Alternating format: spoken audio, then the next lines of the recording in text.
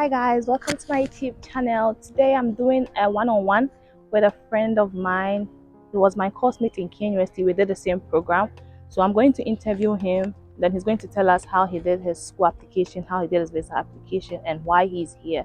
So watch out. Hello guys, I'm Brimpon. I'm a student here, a graduate student actually at the University of Waterloo. And I'm also a friend of Chelsea. She's been my classmate for when we were in KUST. We read the same course, statistics. Yeah, so nice meeting you guys. So I came to Canada because when you look at the educational system of Canada, it's way better than that of Ghana. And of course, everything here is so modern. Everything is also inclusive. You can see that you are involved in whatever that is being done here. You feel the presence of that everyone includes you in whatever they are doing. So that's one of the reasons why I chose Canada. I'm actually applied to two schools, Wilfrid Laurier University and then University of Waterloo. But I chose Waterloo because Waterloo is renowned for math and science. So that's the reason why I chose Waterloo. So as for me, initially I emailed a lot of supervisors. I sent a lot of emails, but then I wasn't getting any reply.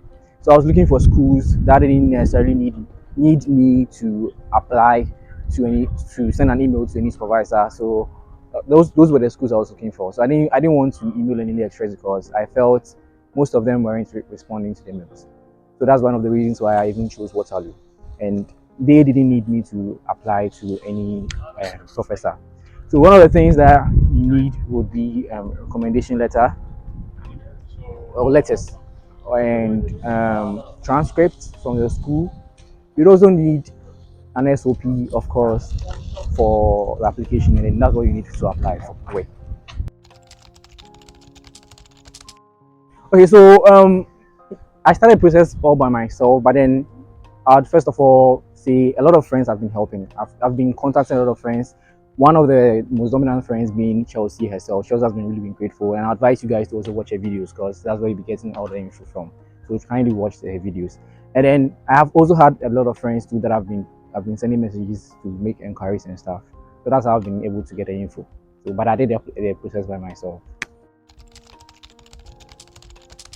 So with the visa application, started with getting bank statements, and that's the hardest part I can tell you guys because the person I'm going to ask for the bank statements is already feeling that he's committing himself in a way because you are getting to see his financial strength. So they feel a little bit some way. Those of you who are Ghanaians, I'm sure you understand what I'm trying to say. Because imagine someone giving you his life's worth of money and then you know the amount he has. So if you ask him for something, then he doesn't give you, be like, oh, so you have money and you're not giving me money. So people are a little bit skeptical about that. So that was the challenge. By God's grace, one of my cousins helped me with that. He had a friend who helped with the bank statement, and then I used. You had funding. But I also had funding. Yeah, I did. I had funding, so funding helped How much with that. was it? So the funding was 30, about 30 32,000 a year. a year. So with the application to, they have the new website and then the GC key. So you log in with your details, you sign up. I'm sure you when you watch Chelsea's video, you get the full idea. So it's basically you logging in there, and then you sign up with your details. You log in, and then you fill in the forms. Then you upload all the necessary documents. The documents includes your they have something called visa SOP or letter. How do they call it? Letter of explanation. Yeah, some people don't write, some write, but I advise that you write and include all the information. The information could be your home ties. Why your home ties is why do you think you'll be coming back to your home country, wherever you are from? Your your career goals, how the program you're going to do, how does it relate to the industry you're in right now, or should I say the career you're into? So your long-term career goals, and then also then you be including your statement, the photo, and is there anything I'm missing, Chelsea?